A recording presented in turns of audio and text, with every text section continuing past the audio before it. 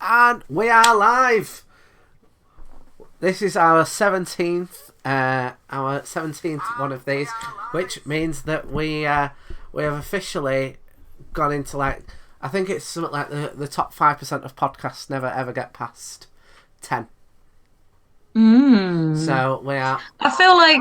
I feel like that doesn't say much because I know the type of asshole that makes podcasts, and they're frequently annoying.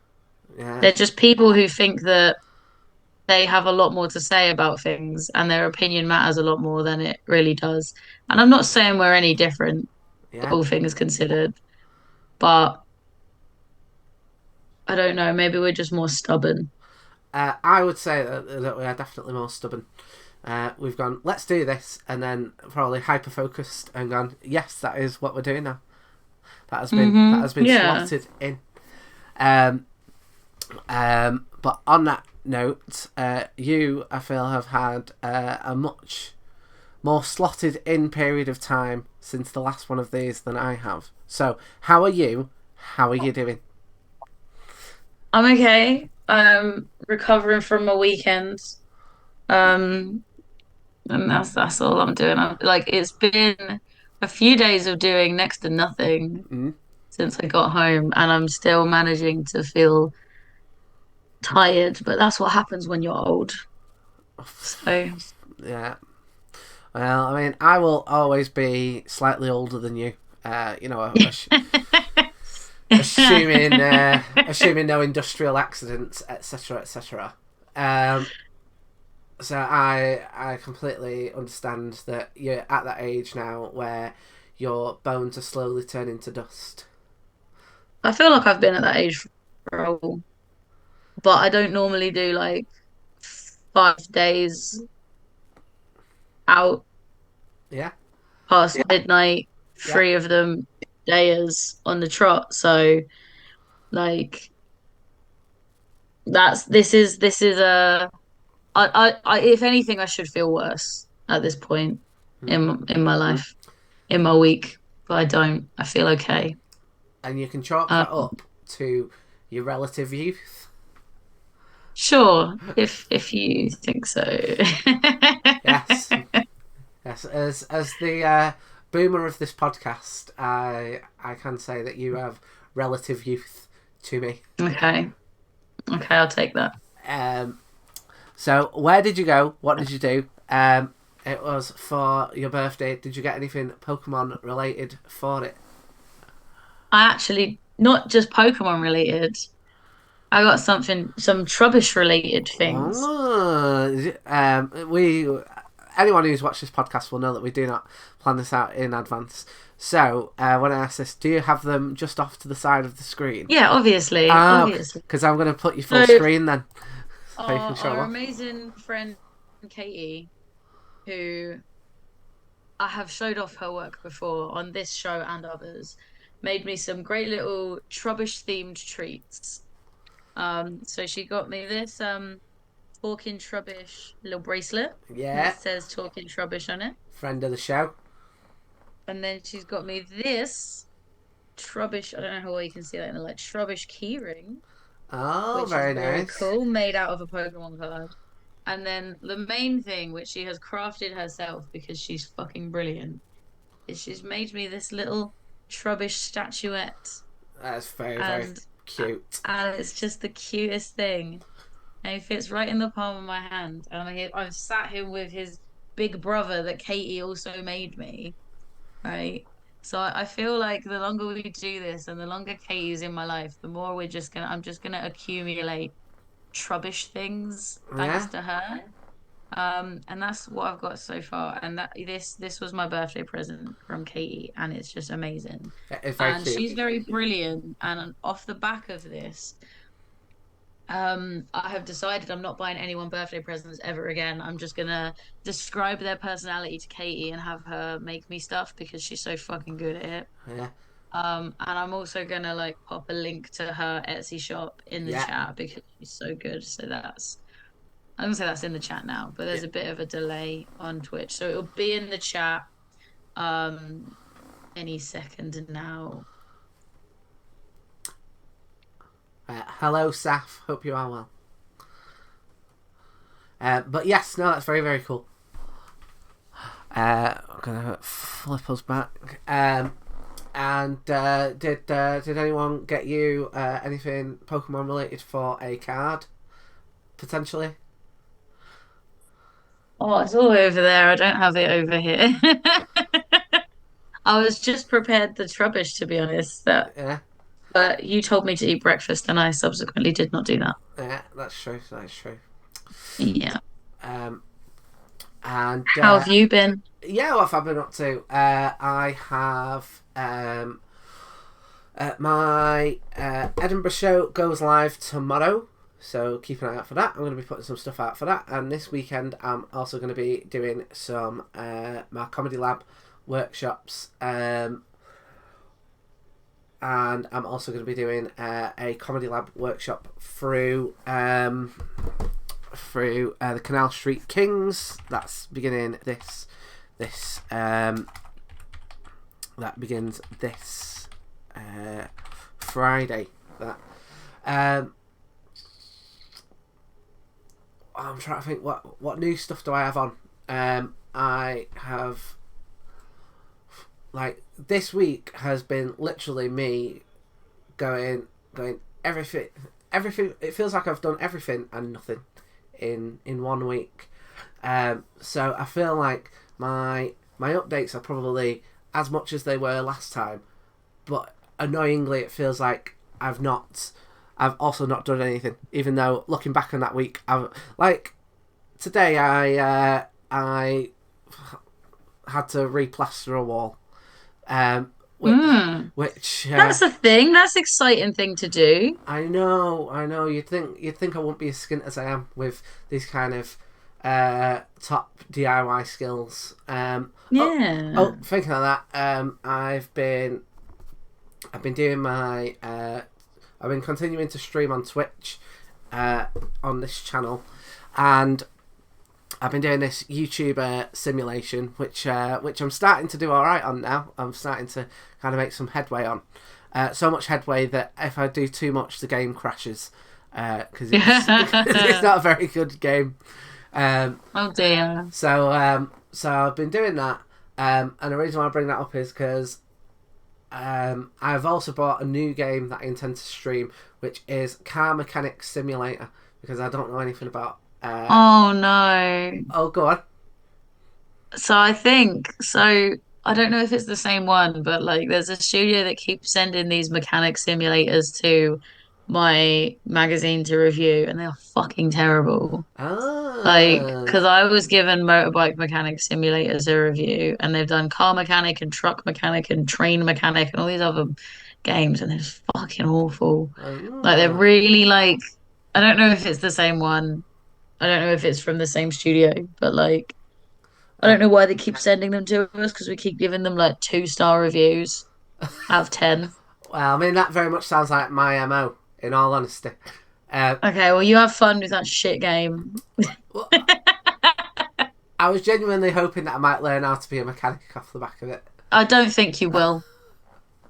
I think you will learn how to throw a keyboard across the room because the controls are so clunky. Mm. Again, this only further intrigues me. Is it possible for a game to be worse than I am at gaming? That is the question. Yeah. And I think that one will be.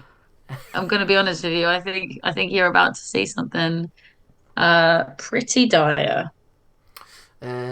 Well, I shall bear that in mind. Oh, I've I can't remember if I said the last time, but I've been doing some little videos on TikTok that were doing okay, and then I've subsequently not been doing okay. Like I put on, so I've only got like 30 followers on there, and that's Comedy Lab UK on TikTok. And does it work if I put like TikTok.com/Comedy Lab UK? Does that work? Will that take? I don't know. I'm not on TikTok. I think I'm too old for it. So like, don't get me wrong. I have friends who are older than me who are on TikTok, yeah.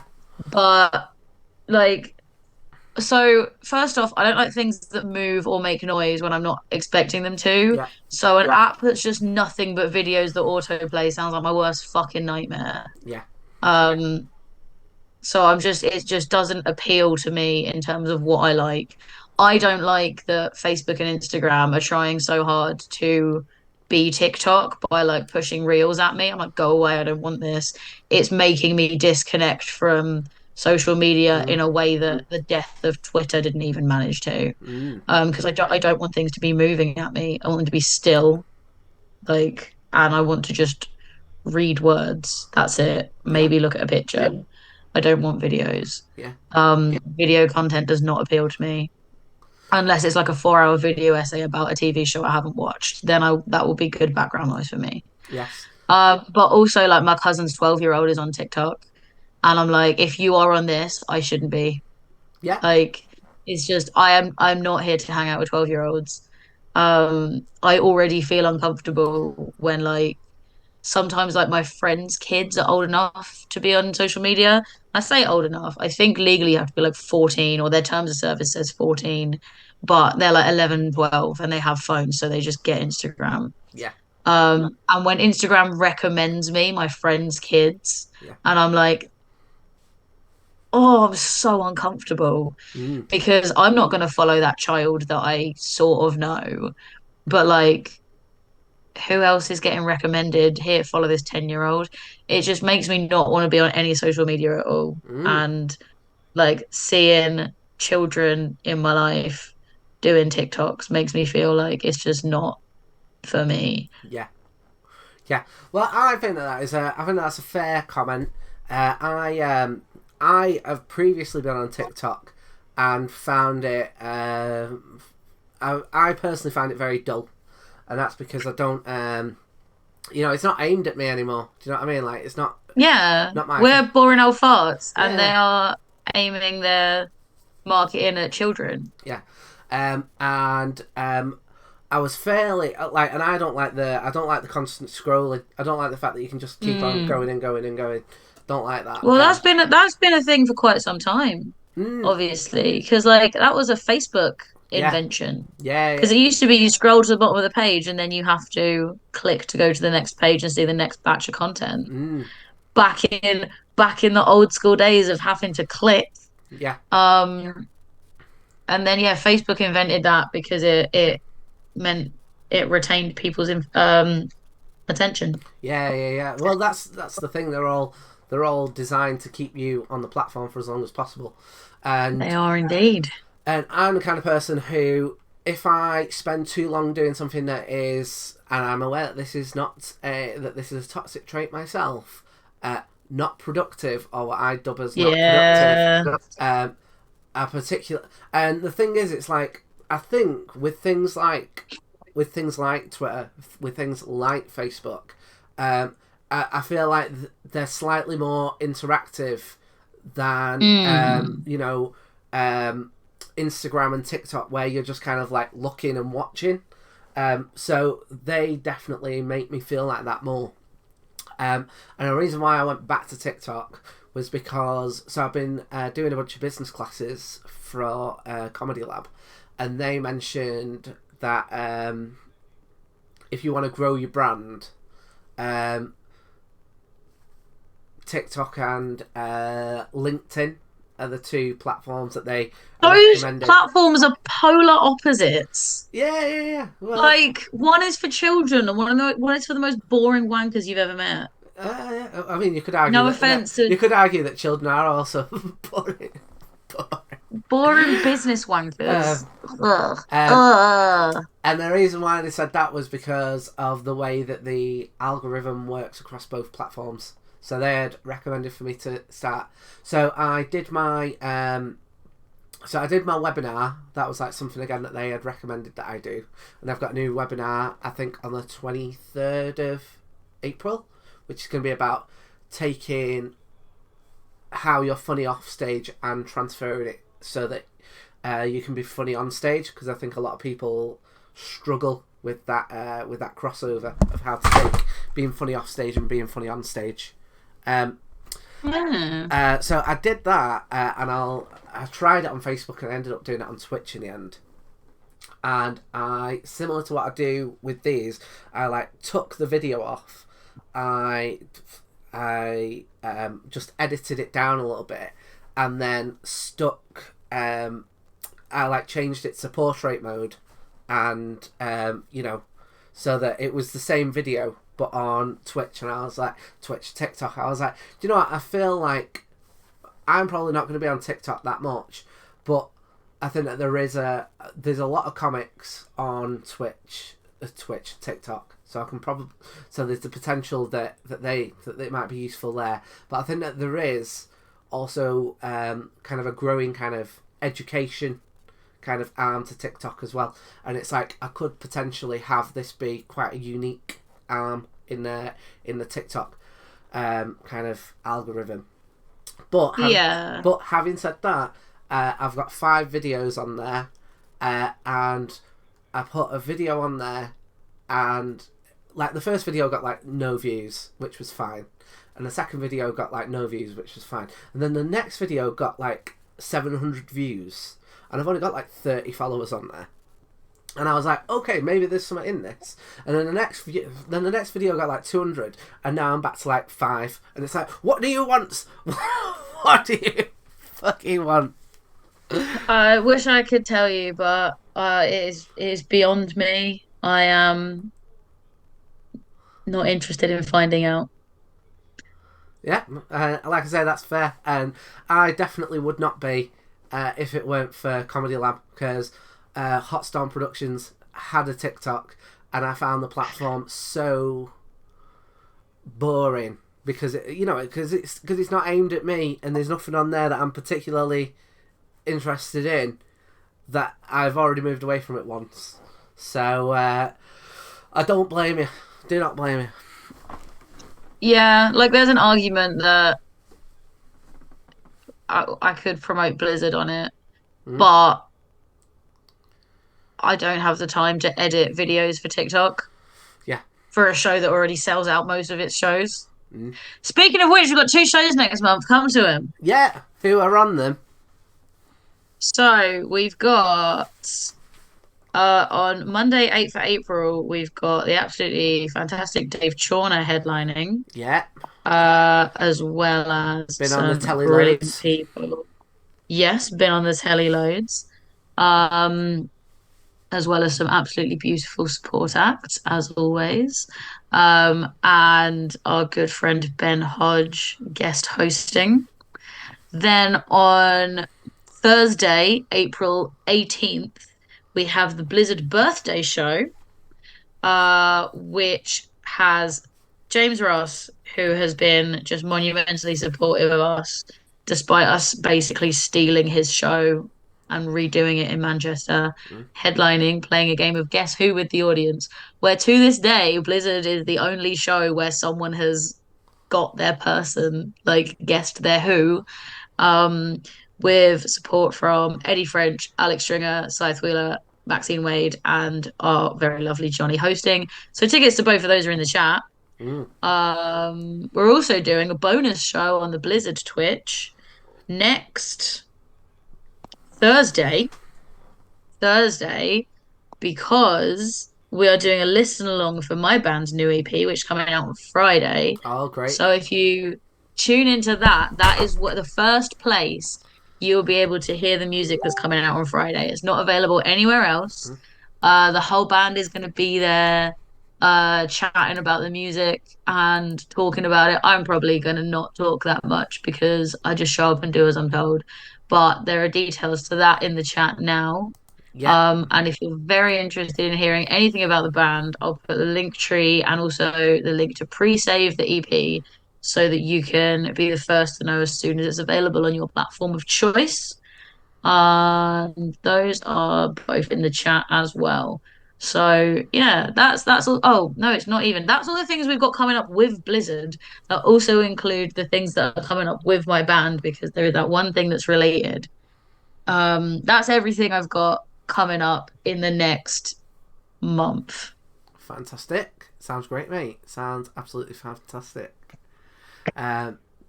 like I mean, all my stuff's all Comedy Lab related, and Normally I just have Blizzard to talk about. It's nice to have something different. I'm also still like I still haven't done that race for life, so there's that as well. But that's not till July. I'm going to be talking about that for a while. yeah. And I would, I'm very jealous of the fact that you are able to do that, because I know that I would be, what's the word, too fat and sweaty. I mean, this is why I'm not too worried because it's all the way in July. I've got time to get less fat and sweaty before I have to run in front of Yeah, people. yeah. Have you I'm not done looking any? forward to it. Yeah. I've been practicing, although I haven't for a couple of weeks because I've been busy being drunk for my birthday. Yeah, But I've been like running around the park and I can like do 5K without stopping, but not very quickly. I'm basically going at walking pace. Um, and I've like ruined 3 pairs of shoes because I do not own proper running shoes and I need to get some. So, if you want to donate to my Cancer Research UK Race for Life efforts, that's also in the chat. But yeah, and if you go to the page, I've connected it to my Strava, so every time I do a run, it like shows it on the page that I did it. Um, so you've got proof that I tried. yeah, One time I accidentally ran past a school at break time and I felt shit because all of the children were just running around sprinting for fun and not noticing, and I was like dying. I hated it. To be fair, mostly like my feet hate it more than anything else. My legs and my lungs are okay, but my feet are just covered in blisters all the time now. So that's not fun. so if you Um, want to pay for Kirsty to get some new running shoes, or um, or Just if you want to pay for me to get new running shoes, you have to send money directly to me, not put it in the fundraiser because that goes to Cancer Research UK. I oh, can't have that to buy new shoes. oh no, I was going to say support the Patreon. No, because then Patreon gets a cut. So donate to like my Ko-fi page or something. See if I can find that. Buy me new running shoes. That's the reason why I just got your name wrong, because I was about to call it Patreon, and I was like no, and then I got the main bit wrong. So yeah, it's yeah, all sounds pretty cool. Have you had time to do a drawing? I have had time to do a drawing. Which I'm actually quite pleased with how my drawings come out this time Oh, because fantastic! I feel like I sort of had this. Watch me show it off and then notice all the flaws in it. So what has happened is this new drawing book that I'm using Mm. is really not very well held together. So my clefable's fallen off. So they're not going to be a cohesive whole. I need to find some way of keeping them together. Um, but okay, shall I go first or do you want to? I've got you on full screen, mate. All right, cool. Well, in that case, with no further ado, here is my Vulpix. Oh, that's sick, mate. That is very, very cool. I can already tell you it's better than mine. I'm impressed by the fact that you found the time to fit both of them into that image. I knew I wanted both of them in one or the other, right? I didn't know. I figured like doing the same for both Vulpix and Ninetales would be a bit underwhelming by the time we got to the Mm. second one. But I knew I was gonna do one or the other with like the fire ice duality. Yeah, And like in my head, I thought like a yin yang thing would be a bit too cliche, but I wanted them both there. And so I figured I'd go with something not too complicated. They're just standing next to each other with like the fire and ice in the yeah, background. But I knew I wanted both because I like the fire and ice juxtaposition, and I figured Vulpix would be easier to get both done in time than Ninetales, which is like bigger. yeah. I had a similar thing. So I went down the same route. I wanted both of them to be represented, but artistically, stylistically, we've gone down a different route. Um, I mean, we're not very stylistically similar anyway, are we? no, well, that's because I get my pens from the pound shop. So To be fair, I am using crayons from B&M that actually do not work very well on this paper, so I might have to replace them. well, um I like I say, do you know what, as I've opened it up, because I did this like last week. I was like, because I told you at your birthday, I was like, oh, I think I like got the date wrong, so I actually did it like a week earlier than I needed to. But this is what I went with. Done. Um, Oh yeah, yeah, I see what you've done. Yeah, yeah, so I went for this you. this kind of mirror image type thing. Yeah. So I quite like that. I do think that yours is gonna win, but I think that this has got some merit. Hmm. Um, Sure. um, I'm curious as to what you went with your Ninetales. So Ninetales, I did not do both. I just did one. Um, and I feel like Ninetales in the original was quite a fearsome. The Mm, original 151 was quite a fearsome Ninetales yeah. that people like to have. So this is what I've done. Oh, that's pretty cool. Yeah, I like that. Yeah. That's pretty sick. I like that. Like Ninetales is about to hunt you. Mm. Do you know what? I don't want to be giving too much away for the Ninetales episode, but I also focused on the fire one, and I took inspiration from the trading card game, and so I went with Mm-hmm. this. Nice. Yeah. But what I also went with, there's a bunch of like Naruto stuff in here Yeah. because they're both based on the same like Japanese folklore legend, Yeah. wh- Yeah. which I shall mention later on. But at that note, should we head on in to the main episode? Let's do it. Let's half an hour in, finally start talking about some Pokemon. Yeah, we are So, being slick and smooth as always. so what's your memories of Vulpix? Right, so I feel like I've definitely had one at some point. Um, Mm-hmm. Never been like a main. I feel like it probably struggled from the fact that it only had two evolutions, which I think. Yeah, yeah, yeah, yeah. Yeah. I was So gonna say it's called one evolution, but you mean two stages yeah, total, yeah, including yeah, yeah, yeah. So like I say, I feel like I had one. Um, for some reason, I feel like even though it's quite clearly a fox, I often would mistake it for a dog. Uh, yeah. yeah, and I think part of that is because I think Ninetales is very dog like. Um, Mm-hmm. and I think also right. So I mean, you've lived in London for many many years now. I feel like London has got its fair share of foxes, whereas I feel like the Yes. north doesn't really have that many foxes. Okay. So, so I think that that's also part of it. That like you genuinely don't see very many foxes around here. Yeah, that's fair. So, who like I don't know whether or not it's because there's less food for us to scrap over up north. I don't know. I don't think that's true. But yeah, I genuinely can't remember the last time I saw a fox in Greater Manchester. I literally saw one yesterday. In Greater Manchester? No, in London. Ah, right. I wasn't in Manchester yesterday, was I? I Uh, was back home. I thought you might have stayed out there a tiny bit longer. Um, Oh. but yeah, I feel like most of the times that I go to London, once it gets night time, I'm probably going to see a fox at some point in my Yeah. my journey. Um,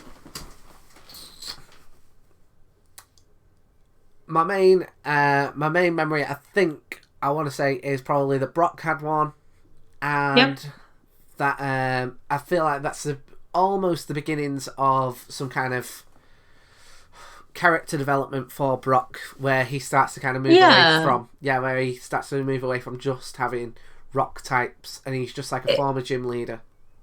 so it wasn't him moving away from rock types necessarily because he did catch a Zubat at Mount Moon.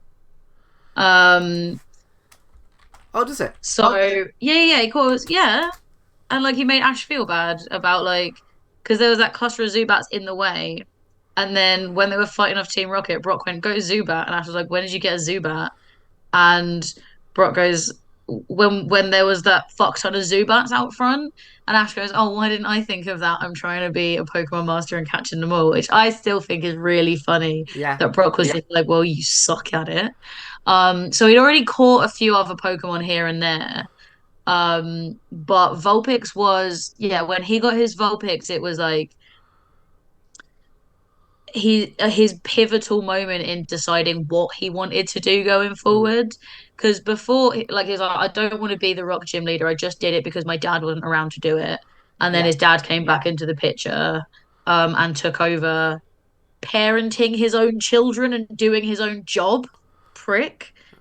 Um, and it was only when he met like the Pokemon breeder that gave him the Vulpix. And like he was clearly very knowledgeable about what all the Pokemon needed. And he'd already been like making all the Pokemon food and stuff that she was like, have you thought about this? Because you clearly have the skill set for it. Like your parenting, your brothers and sisters' skills are very transferable to like raising Pokemon in the healthiest mm, possible way. And that's when his mission became stopped being I need to find myself rather than just doing what is expected of me from my family and going, this is it, I'm going to be a Pokemon breeder. um, which like makes sense when you think of the word breeder as in like a dog breeder or something like that. But I feel like it's probably not a coincidence that Brock, the horniest person yeah, in all of Pokemon, wants to be a breeder. And like it now it gives me a bit of an ick. yeah.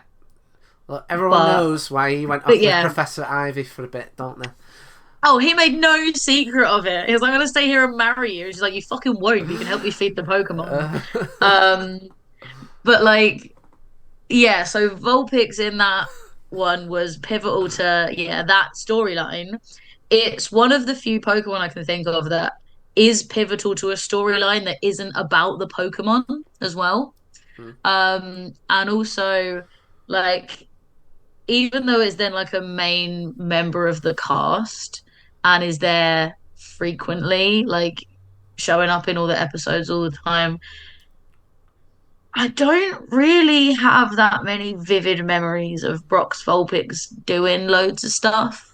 Like it comes out every now and again, it's sitting there eating lunch with the others, like it's in the background, it's occasionally joining in a battle. There was a clone of it in the film that Mewtwo made because obviously but like I remember them talking about how soft its fur is because Brock's such a good Pokemon breeder that mm, takes care of it.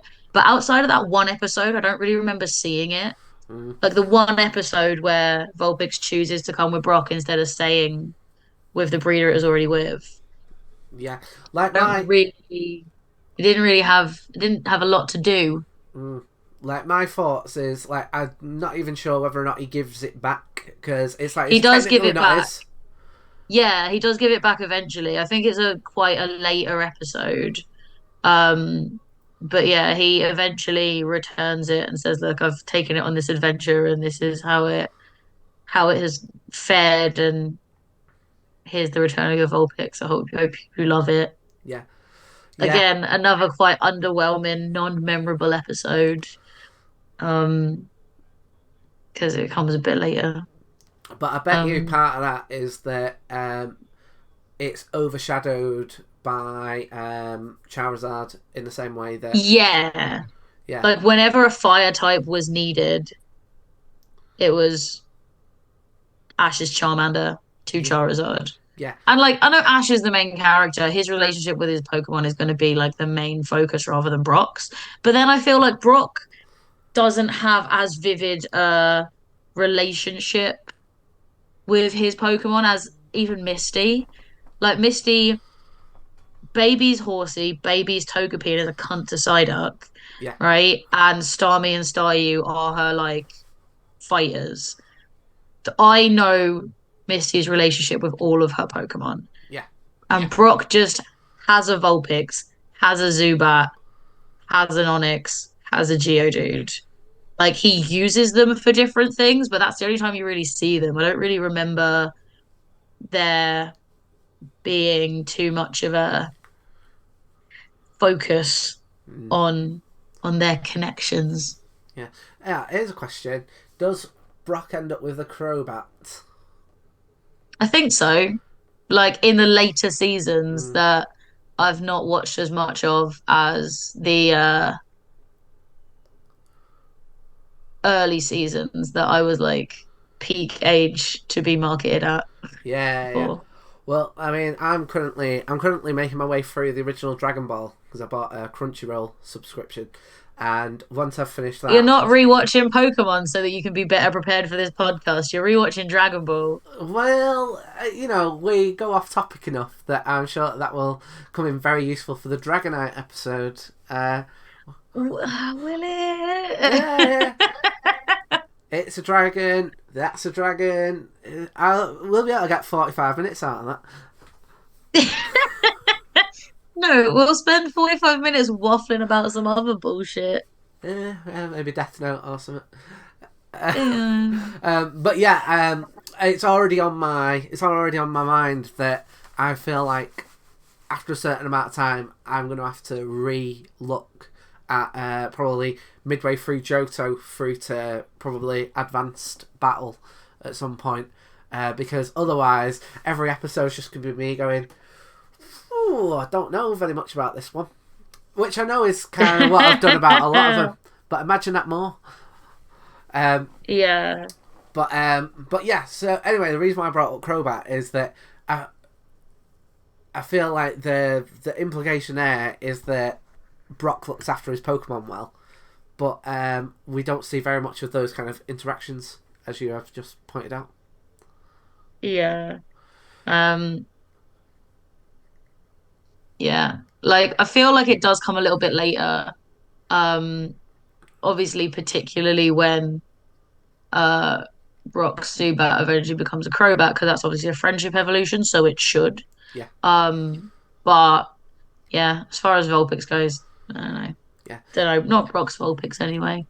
And I remember there being like a few others dotted around. They're like popular among like the girl trainers and whatnot. yeah. Um, But again, it's one of those things where mm, I feel like when I think about it objectively, as you know, I often pick the grass types.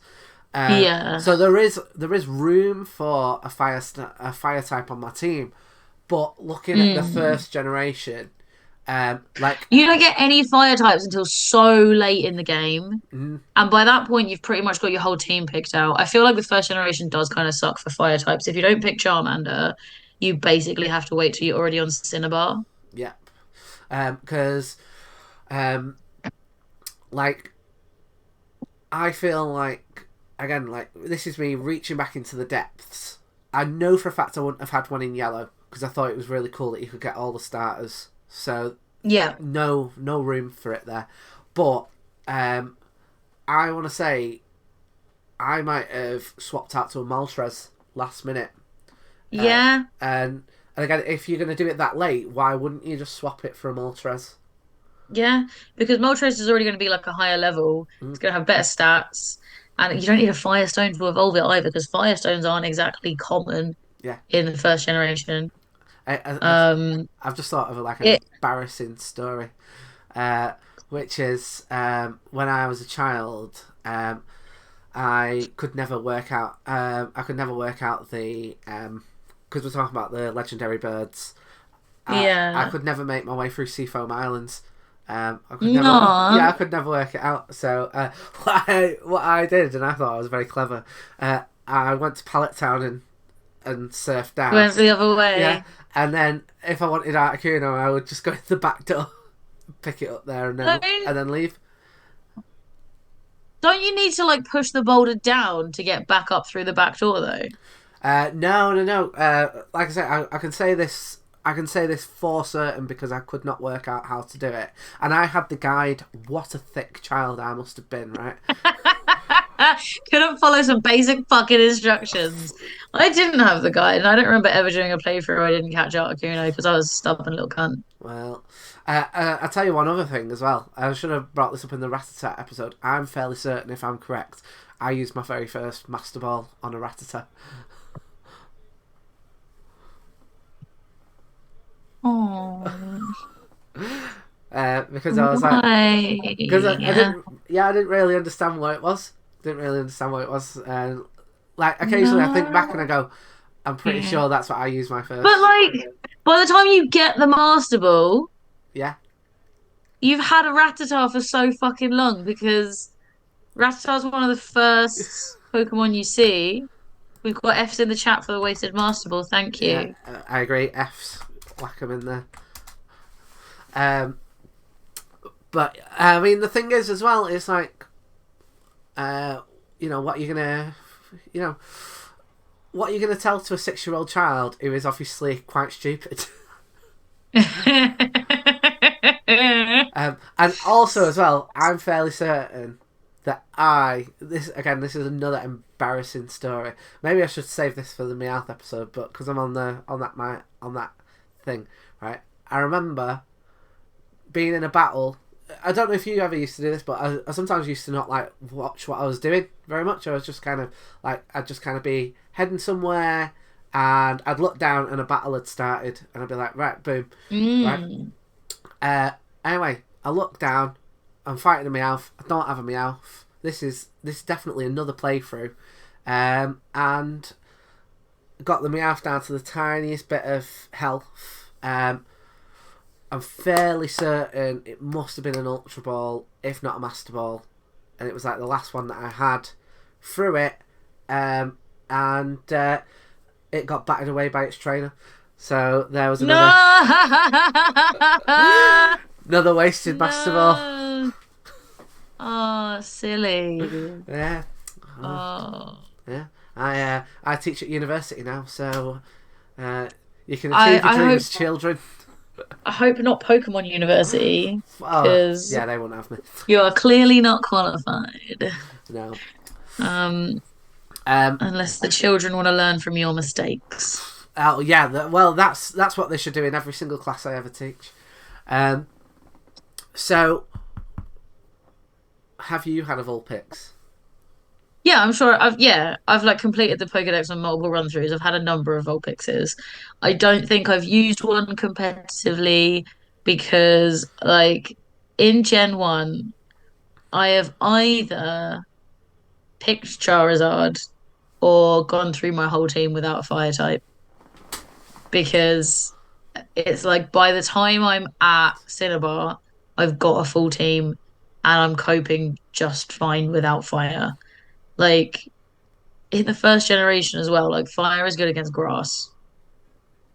And like it's powerful type, like they're strong Pokemon that can like rinse other things, but it doesn't have like I mean and ice, but even then, like it's not so necessary. It's not like OP the way that Psychic and Dragon are. And there are so many other Pokemon, a lot of other Pokemon that can learn powerful fire type moves like Flamethrower. So you can still have a Flamethrower somewhere in your team with like a Tauros or something, Mm. which I don't think I ever really did because I leaned very heavily on stab for my strategy. But yeah, I don't think I really used one competitively. Mm. Um, I Yeah. say competitively. I mean, as a core part of my team, I don't play competitively. I'm not that sort of person. Yeah. I'll tell you, you saying that again, it's reminding me that I don't know about yourself, but when I played Pokemon initially, because TMs were rare, I didn't really use them. Hmm. Uh, Yeah. So, oh, I've got to save this, and then I just haven't used it at all for the whole game. yeah, and I still do that now. Like even though I Yeah, I know, still do that now. yeah, like I'm sure if I'm right, they like you can reuse them now. Yeah, or you can like make new ones. So in Scarlet and Violet, there are TM generators where you can like use stuff you find around the game to create new TMs, and you can pick which moves you want. And I genuinely still didn't do it up until they started doing these like challenges where you get points for like doing things like taking photos of Pokemon and picking stuff up and fighting Pokemon. And one of the challenges is like make a number of TMs. So I'm finally actually doing it. They've gamified games to Wow. make me engage with the extra bits, and it worked. I am 31. What the fuck is this? What is my fucking life? Um, so that's a whole thing that they've introduced that has actually worked on me. I don't know how I feel about it. Do you want to talk about Vulpix's variant? Yes. So I am of the opinion that um, I actually prefer the ice type of Vulpix. I remember saying this to you like right at the end of the last stream. Either we said it on air or off air, and you were like, "Oh, you need to save that." I think that the ice type variant is just far more aesthetically pleasing than the fire type, and I think part of that is that the normal Vulpix looks too much like a fox, whereas the ice type I think looks quite kind of otherworldly and I mean Okay. I like the ice types anyway. I think that the ice types have got like a cool design on the whole. I'd say it's probably ice types and ghost types are probably aesthetically my like favorite kind of Okay. designs. So that probably links into it a little bit. But like when I was like doing my drawing and I was looking up some pictures for like reference, I was like looking at the normal Vulpix and just being like, do you know what? It's like it is just like I'm drawing a fox, and this feels With like six tails. yeah, but you know, that could like if I told you that is my attempt at animation and that is one tail that's wagging, you'd go, yeah, that looks crap enough that I believe it. But but yeah, I do. I think that's part of it that I wish that similar to like Ponyta, you know how it's got like the flame tail. I feel like Fire Vulpix just needs that additional little thing in addition to the tails. Okay. I feel like that could be a case of Gen 1 needed to keep Pokemon simple because they had limited pixels to work Mm. with, Yeah, type of thing. And I feel like as far as Gen 1 Pokemon go, Vulpix is a lot more interesting than Voltorb. yeah, I would Like, agree with that. there are loads of shit Pokemon in Gen 1. I agree and disagree with you about that specific Pokemon. And I'll tell you for why. Because I think that Voltorb has got two purposes. First of all, it's like a subversion of the item. Yeah. So I respect it for that. And it's also kind of like a nod to like Dungeons and Dragons, which again I kind of respect it for that. But your point as a whole, I very much think that you've made a good point there. Um, I think part of the problem as well, and I feel like we'll chat about this in the Ninetales episode, that I feel like similar to Clefable, I'm guessing that they started with Ninetales and worked backwards, and as a result, they've gone, okay, we've got this cool wolf kind of fox thing. Let's make like a littler version of it, and as a result, I feel like a lot of its kind of cooler aesthetics got moved into Ninetales or were removed for Vulpix. I can get that. I get that. I think that's quite possible. Yeah, Um, I mean, I also like the ice type Vulpix. I don't have any strong feelings about it compared to the fire type one. I think they're both pretty cool. I like the fire ice duality that they've yeah, gone with. Um, there's a task you've got to do in Pokemon Arceus Legends mm, where you have to go to the Snowy Mountain region and someone has lost six ice type Vulpixes up in the mountains and you have to find them and it is fucking impossible. It is not easy. I think I cheated on that one. I think I Googled where they were. So that I can make sure I actually got them all because I was like, the whole fucking ground is white and the Uh, stupid fucking Pokemon is white and they're just uh, oh God knows where. Um, so I thought that was quite interesting. I think I like that sort of challenge. I like those tasks that they give you in Arceus Legends that you don't get so much in other Pokemon games. yeah. But that one stood out to me as being a particular bitch. Mm. Well, Mm. I want to say this as well. Am I right in thinking is Vulpix the first variant that they released? Is it not? I have no idea. I do not know. Or at least it feels like it was like one of the first ones that I like noticed. And I feel like so. I know. I feel like maybe like Rattata was first or something because you do um meet Rattata first. oh no, I meant in terms of like the marketing when they were like, and here's the new Yeah, game, I know and you. we're doing variants, and like I want to say was Vulpix one of the first ones, if not the first one that they went. It was definitely one of the first ones. Um, but I don't know what came first. Like in the Pokédex, it's Rattata. It might have been Raichu Well, that would make sense, wouldn't it? because yeah, mascot. But I don't know. I can't find dates anywhere. I'm trying to Google, and I can see others. Maybe Meowth because I remember like the new cat, the bluish sort of Meowth being uh having quite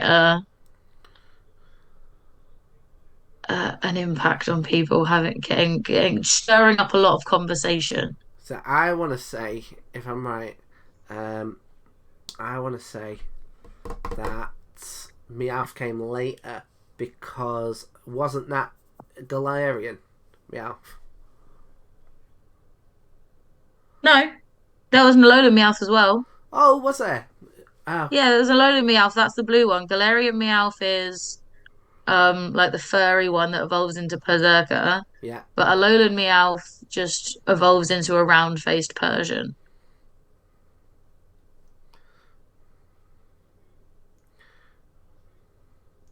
Right. Well, Look at you checking because you don't believe me. no, it's not that I don't believe you. It's not that I don't believe you. It's just I was checking to find out. Uh, I'm genuinely never ever bothered about being wrong because if I was bothered, I'd be bothered a lot.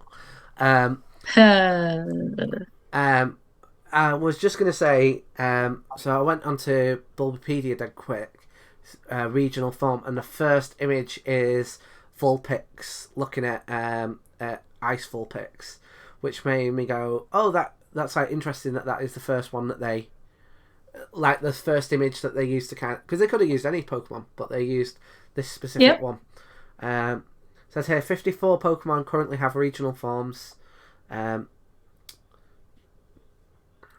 but yeah, it doesn't like you say it doesn't give any dates.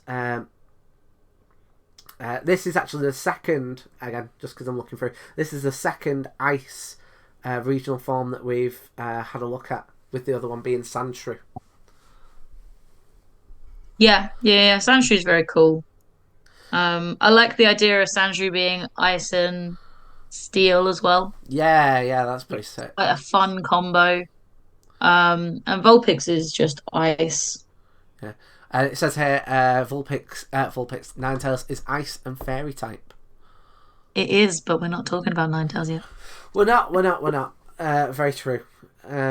Oh, and yeah, and now I look at it. Both Sandshrew and Sandslash are ice steel, whereas Yeah. Vulpix is just ice. Yeah. And again, maybe if I'm right, where they kind of worked on Ninetales and then worked backwards, that could again be a sign that they put a little bit more care and detail into Ninetales than they do Vulpix. Because as far as I'm aware, Now Ninetales is based on Japanese legend, and I don't think Vulpix is.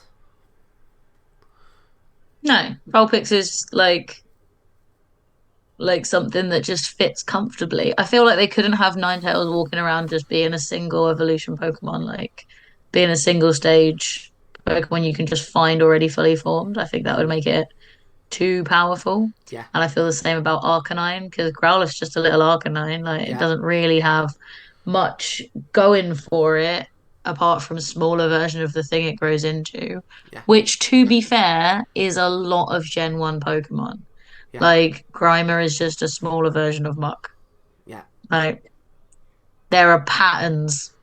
yeah. Um Ekans. yeah. So I'm not too bothered that Vulpix is just a smaller version of Ninetales because I can respect that they are working with very limited um space Yeah, in the original Game Boy yeah. and yeah, you're all good.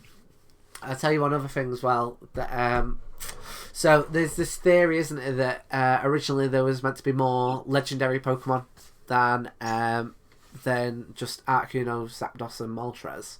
And if that is the case, it wouldn't surprise me if Ninetales was also considered part of the running for that event at one point. Maybe.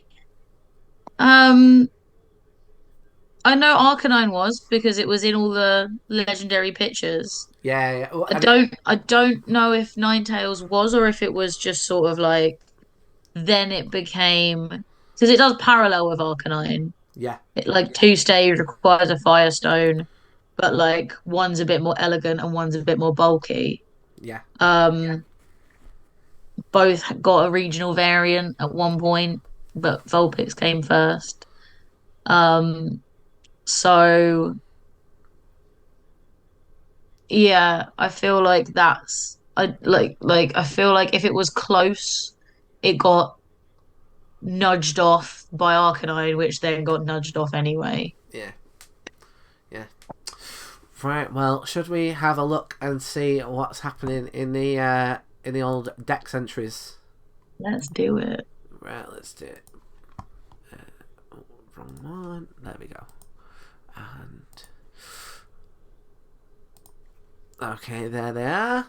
Uh, cheeky, cheeky scamp. They've basically used the exact same outline on both the images. Yeah. Lazy. Well, no, so Ice Vulpix has a different shaped tail and hair. Yes, I agree with you. But if you look at its kind of the rest of its body, Yeah. I Its feel, shape is the same, but I think that's sort of the point. and I mean, I feel like Sandshrews got like a bit of a different head going on. Feels like Rattata is a little bit different. For this, I feel like back when I was learning Photoshop, it's as if I looked at a Vulpix and went blue. Sure. Yeah. Right, here we go. They've actually changed. I went too far down then. I actually saw it on Twitter, so I shouldn't have done that. They've changed Bulbapedia to be more focused on the games now. So yeah. Is that why it was down the other week? Maybe. Wouldn't surprise me. Which I don't know. It's like it is odd that they've done that. It just purely because from what I've read about Pokemon is that the company is now focused on kind of the multimedia stuff now, because that's where the majority of the money is, and that's why there's no real incentive to make the games better. And Yeah. maybe it says a bit of a kind of pushback against that, but it does feel odd that they would do that, given that you'd think that actually the majority of their traffic would be coming from like the anime and the show. I don't know, because like it's not all in one place. Because like when it was on TV at a set time, you could only watch it in one place, and you knew it was going to be. People went to it. Now, like it is scattered all over a bunch of different streaming services, depending on which season you want to see. If it was consistent and all in one place, yeah, I'd think it would come from the show, but it's not. It's a Mm. mess. I think they did not adapt quickly enough to um the adoption of streaming platforms Mm. in such a way that they could be consistent and they could shore themselves up against the change in people's TV watching habits. Mm. They also churned out some really shit seasons for a bit Yeah. and everyone hated it. And the films were shit for a bit. And then they sacked their entire team and developed the most advanced animation technology in the world to like drag it back from the brink. And the show got massively improved, but it's still not all in one place where you can just sit and go, I'm gonna watch from episode 1 to episode whatever the fuck we're on now. Mm. Um, and I feel like that the fact that people are like, well, I'm not getting 3 different fucking streaming platforms just to watch all of Pokemon. I will pirate it. I won't watch it. I don't care enough. Yeah. I feel like that's definitely how I feel. Well, I feel like like I say, I've dropped off since Advanced Battle, and I was aware that everything had gone downhill since then. And I feel like, and again, I'm saying this knowing it's not aimed at me, I find it very hard to get back into, partly because I'd struggle to know where to like go for it, but partly because it's like, at what point do I start now? But you start with 1. You start with episode 1. Ash gets Pikachu, obviously. And you say, I feel like I'm alright to jump ahead. And I'll tell you for why. Because I've watched the original like Indigo series. Like, do you remember it was maybe on like Netflix? They put it all on Netflix for like the Indigo League for a bit. Yeah, they've put like 2.5 seasons on Netflix, 2.5 of the early seasons, and then the most recent ones, and nothing in between. Well, I've watched the Indigo. Watched the Indigo League. I'd say probably 2-3 times in the time that it's been on Netflix, and as a result, it's, you know, and I'm saying this as someone who co-hosts a Pokemon podcast. I really struggle to watch it a 4th time.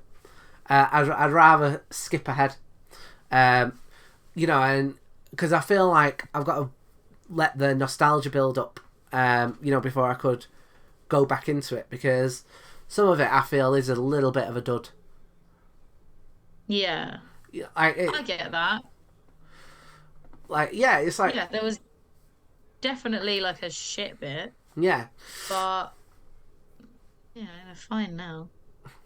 like, I mean, here we The go. new seasons are alright. Is that the Captain Pikachu thing?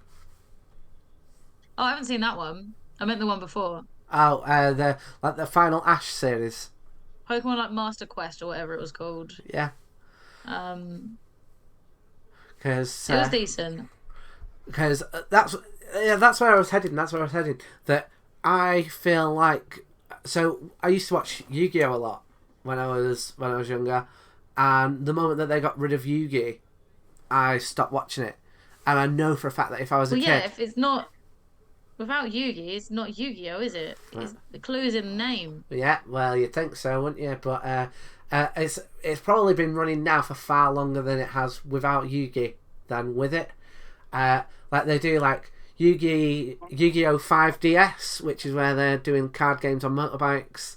There was I watched an episode, Pendulum Dueling, where they were like riding hippos around castles, and I know for a fact that if I was a kid and it was like, right, Ash is finished and now we got Liko and Roy, I'd be like, I'll probably not continue on with Liko and Roy. Who? That's the name of the new protagonist, Liko and Roy.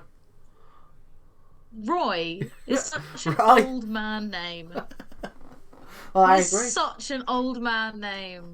That is not that is not that is not the main character, little boy.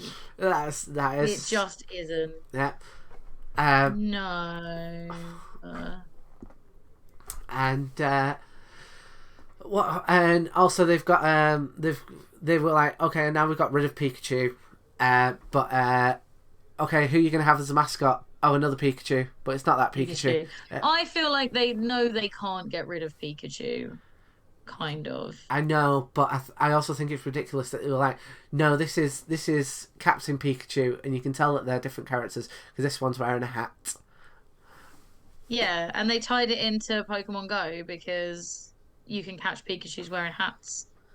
Like, if you've ever seen, there's an episode of The Simpsons where they like do a play on Barbie, and there's like a new Malibu Stacy doll out, and Lisa's like, no, this is like really. She's got sexy. a new hat. Yeah, she's got a new hat, and that's exactly what it reminds me of. No, this is the same Pikachu as before. No, they're wearing a sailor hat.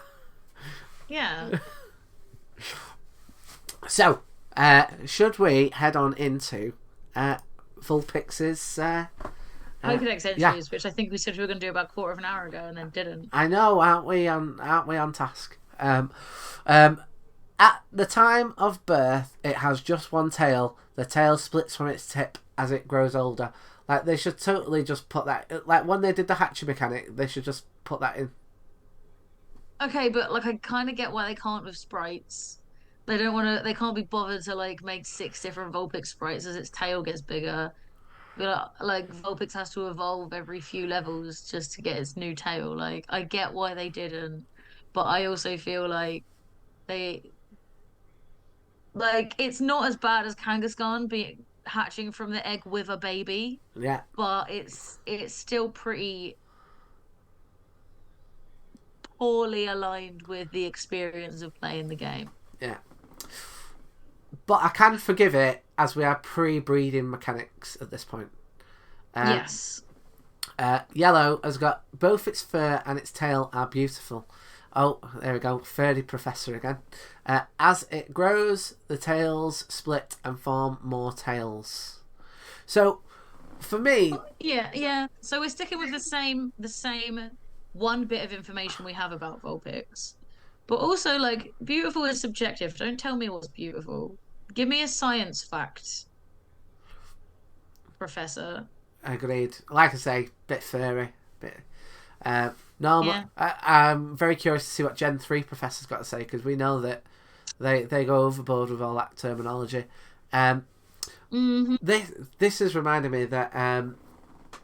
so I feel like there are certain Pokemon that I feel like the games almost kind of make the argument that some of them don't really evolve. They kind of grow into whatever the kind of later evolution is.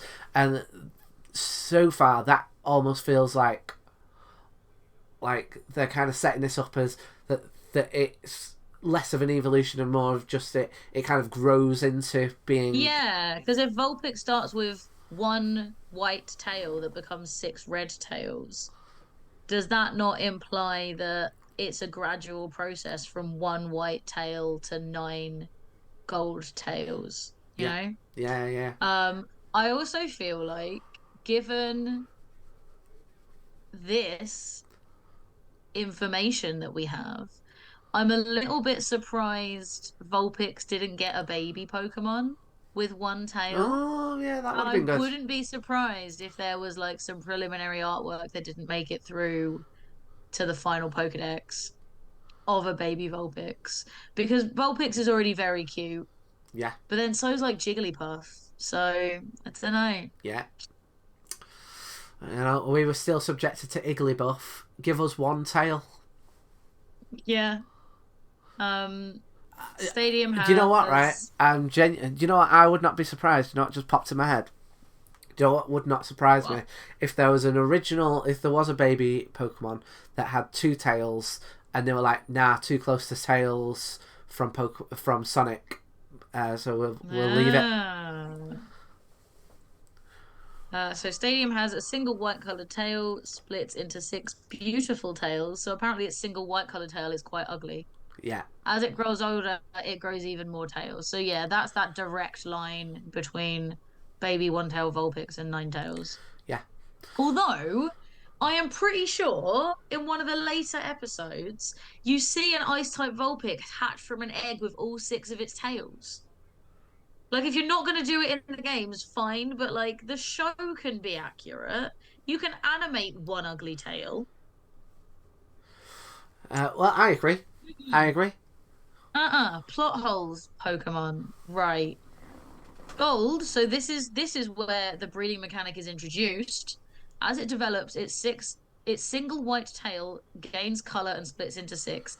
It is quite warm and cuddly. So it has not given me any new information. No. Um, but Silver has changed the game.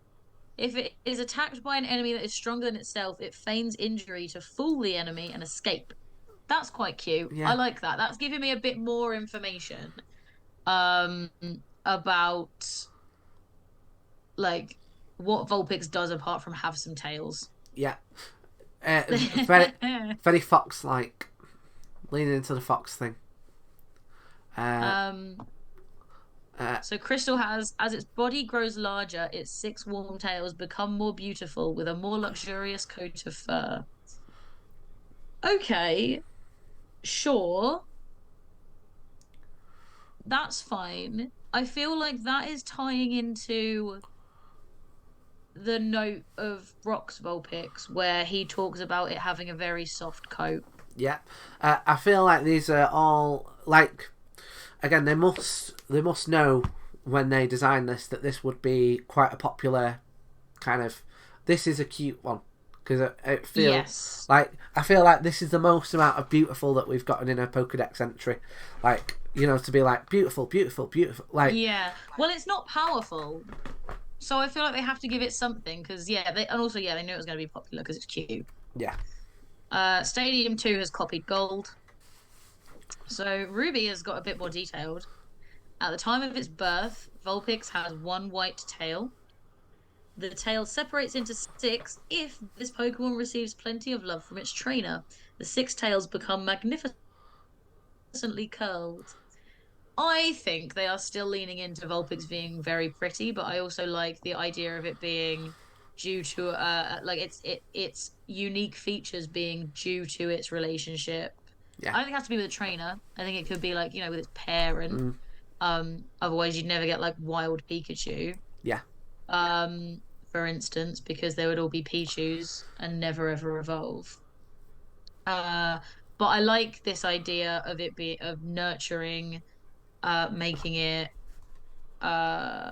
grow because I like the idea. I think that ties well into like Brock as a breeder having a Vulpix. yeah. Well, at this point, they've fully got. They must be aware of the anime at this point because we know that the anime Yes. comes out with Gen 2 in mind. So at this point, they must be able to go, okay, there's all this kind of breeding mechanics. There must be all this kind of cuteness, kind of competitions, all that kind of stuff that they can start linking in. Yeah. And again, maybe that links into the fact that now I'm thinking about it, maybe that's one of the reasons why Gen 3 is all this kind of like, it's very kind of descriptive because it was aware that the competitions were coming in Gen 3. Yeah. Yeah. Sapphire has some entirely new information for us. It says inside Vulpix's body burns a flame that never goes out. During the daytime, when the temperatures rise, this Pokemon releases flames from its mouth to prevent its body from growing too hot. I like this one. This one is very like it shows what Vulpix is like in the wild. It gives it some context. It's not one boring piece of information that I can see from the picture, and it's also like giving me some information that you don't really get in the games. Like it helps contextualize it. Yeah. And I think those are usually my preferred Pokedex entries. Emerald has it can freely control fire. making fiery orbs fly like will-o'-the-wisps. Just before evolution, its six tails grow hot as if on fire. Now, this I quite like Mm. because, again, the stuff about the will-o'-the-wisps sounds really cool and interesting. Um, like it contextualizes it, it shows its relationship to the wild and to humans and things like that.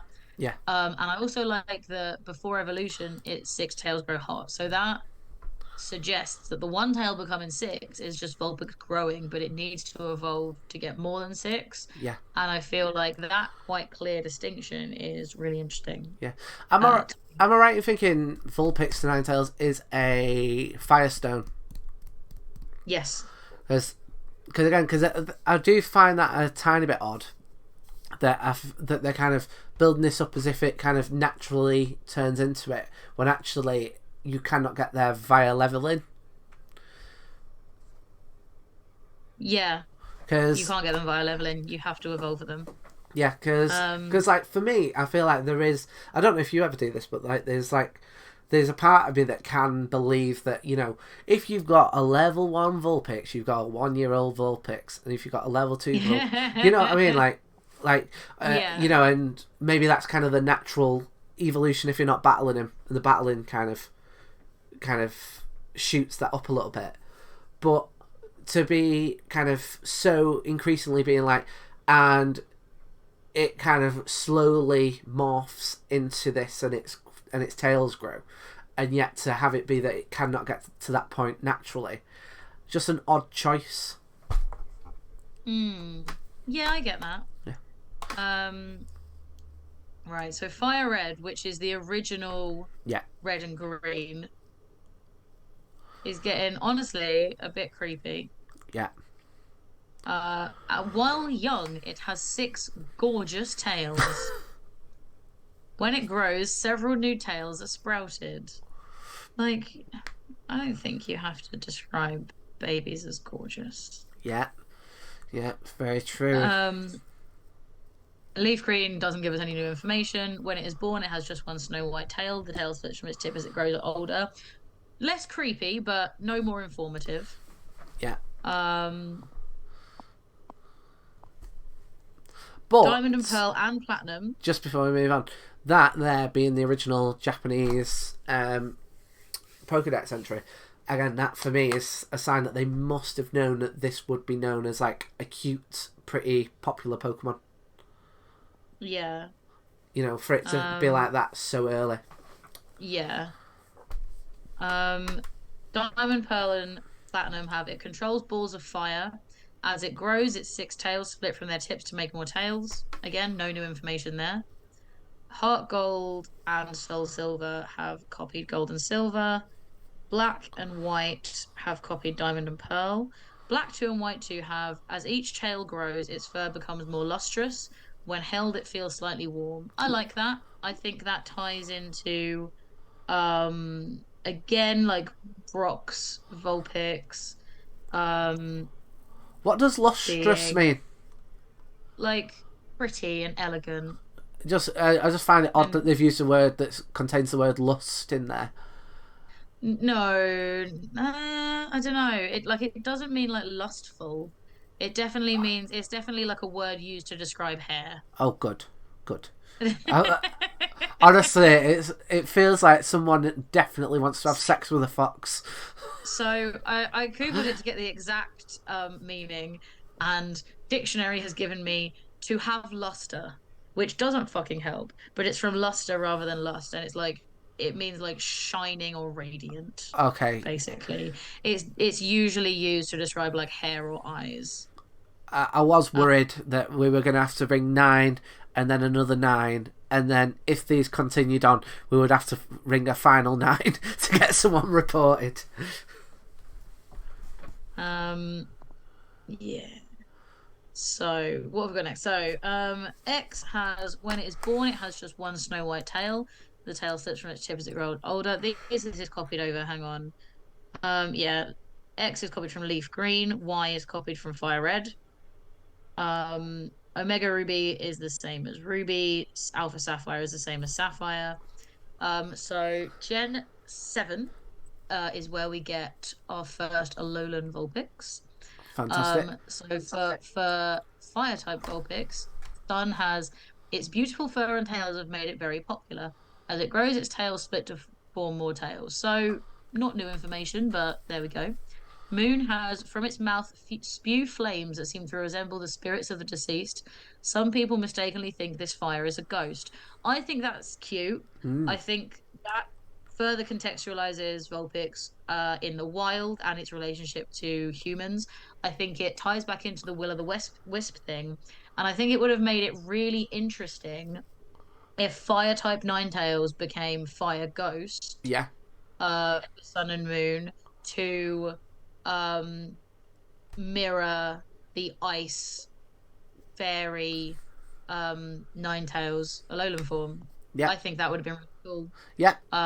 Didn't but oh well. So Ultra Sun has its beautiful tails have made it very popular. However, if it's not brushed diligently, it will be a mass of tangles before you know it. And I really love the idea of a bunch of wild Vulpix running around with Yeah. just like scratty, horrible tails. Yeah. Um, Ultra Moon has it manipulates balls of fire to catch its prey. If you raise one from when it's young, it will grow close to you like a puppy, which I think is very cute. Yeah.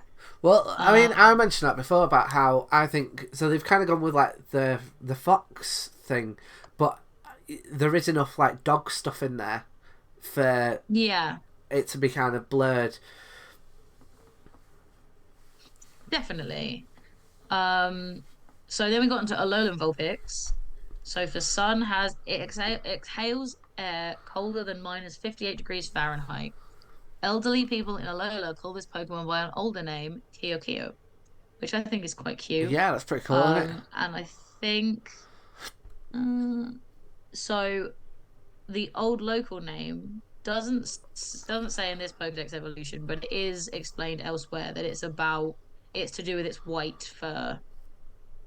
Um, so and Moon has in hot weather this Pokemon makes ice shards with its six tails and sprays them around to cool itself off, which is cute. Yeah.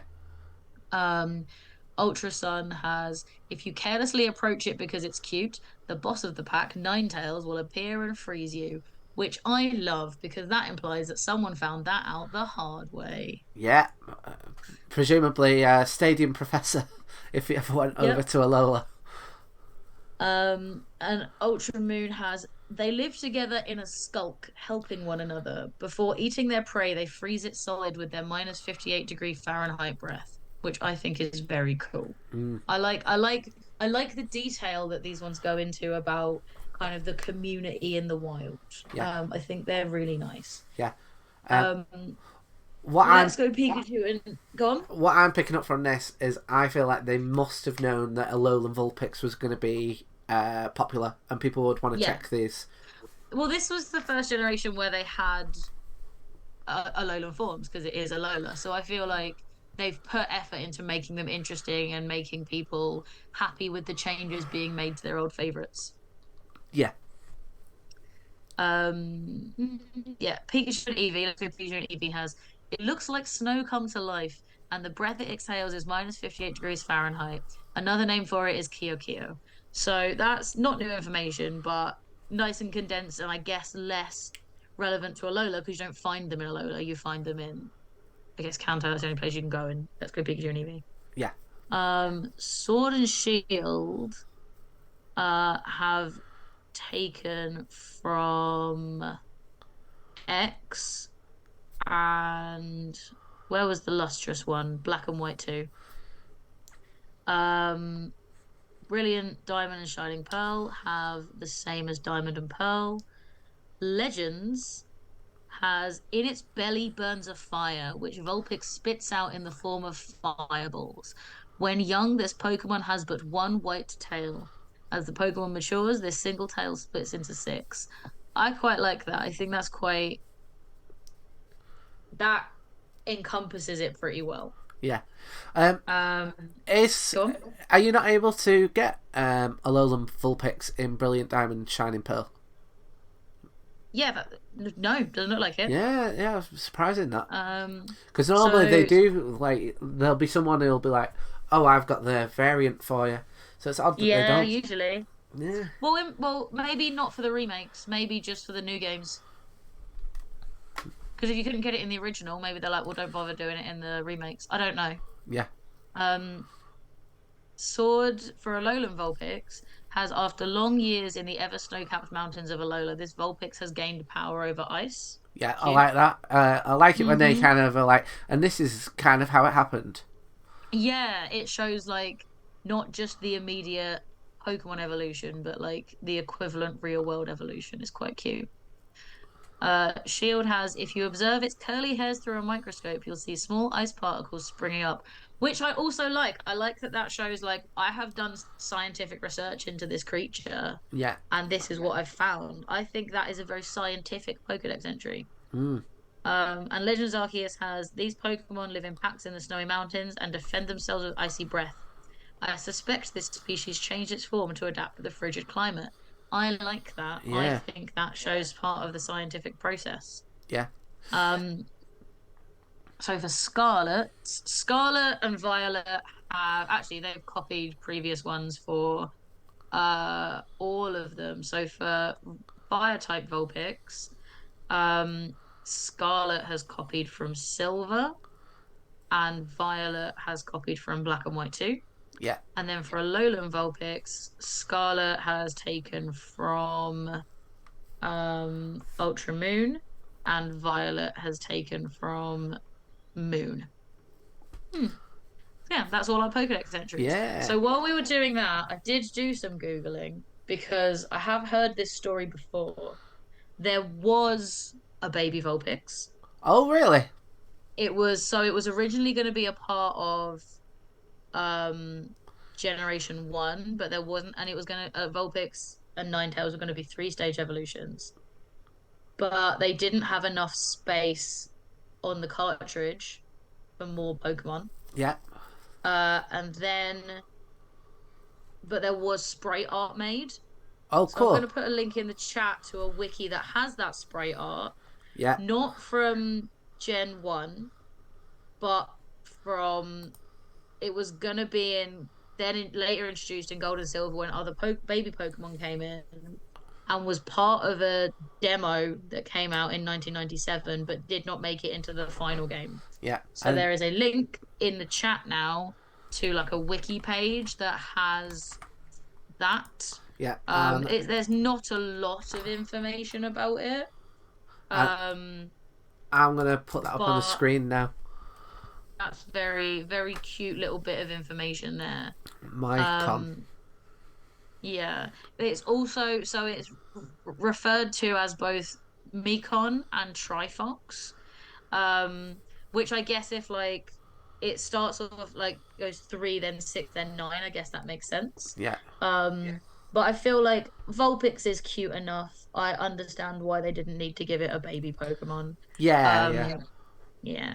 And like I say, So that's I genuinely could see Sega potentially going. That looks very close to our thing that we massively market.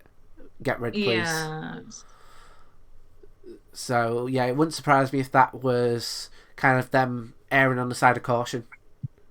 Yeah. In the same way as I think that if they were to do Ninetales now, they'd be like, that's very similar to Naruto.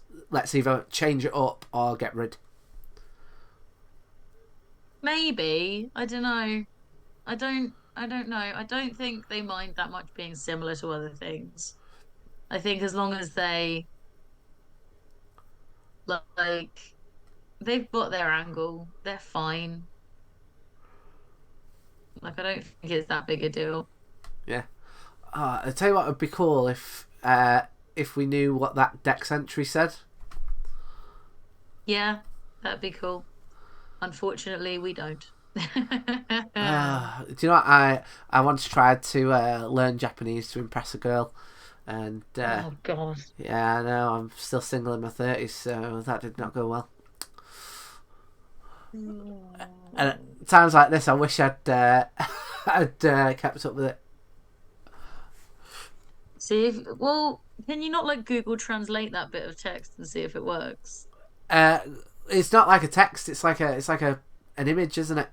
Yeah, but like your phone can read Can it? text off images. Yeah, yeah, yeah. Let's give that a If you go. just like hold your phone, like if you hold your phone camera up, it should.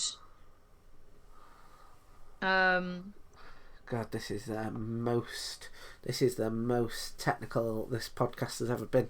Expect for it to all come crashing down very quickly. Um,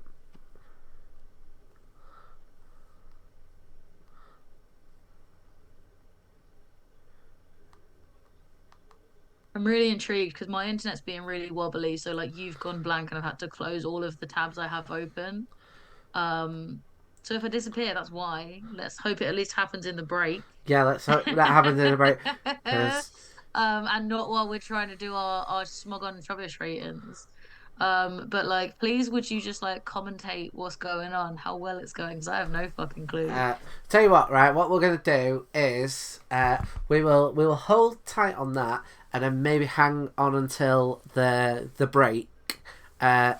In which case, I will have a tiny bit more time to be able to play around with the phone and stuff, and then we don't have to worry too much about it cutting off either.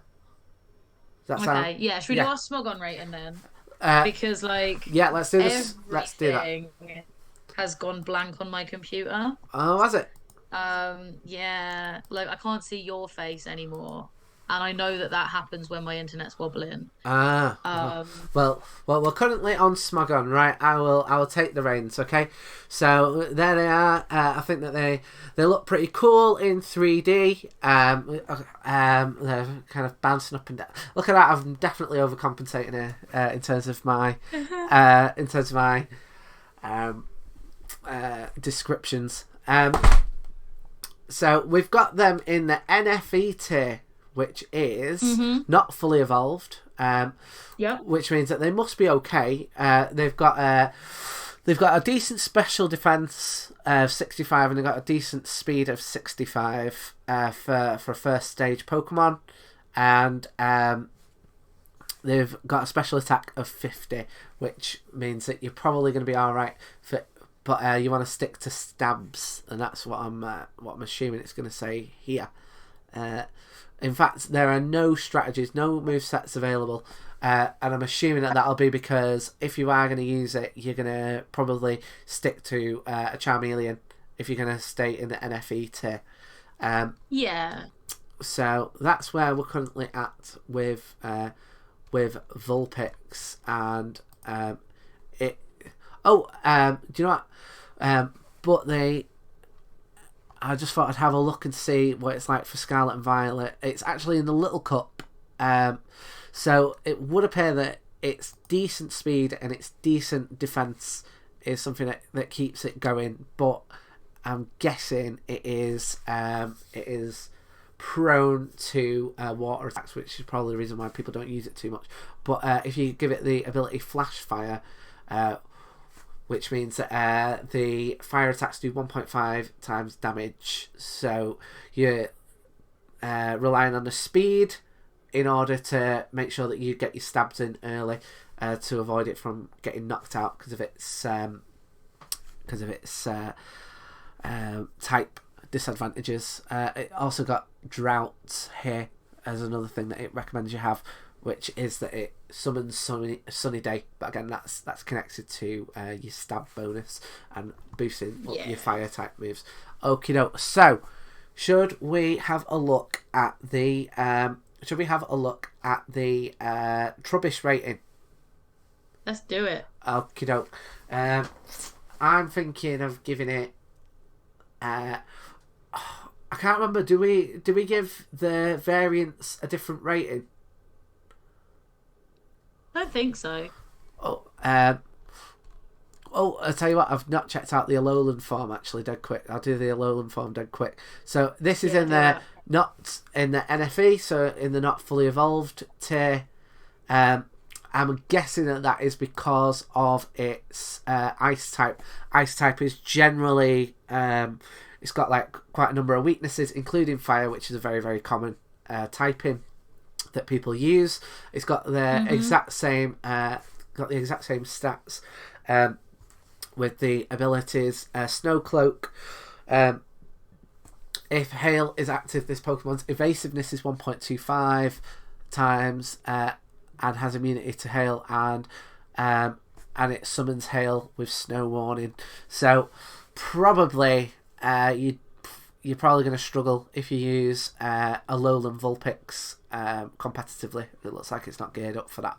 But yeah, what I wanted to say was I want to give Alolan Vulpix a 6 and give normal Vulpix a 5.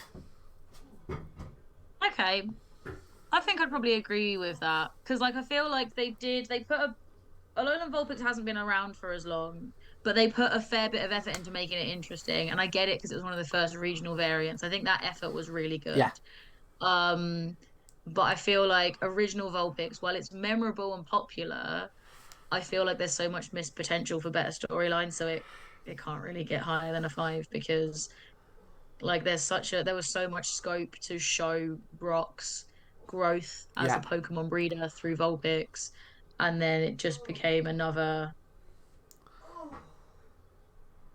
boring Pokemon that didn't do anything. Yeah, this is part of the problem, Sat isn't it?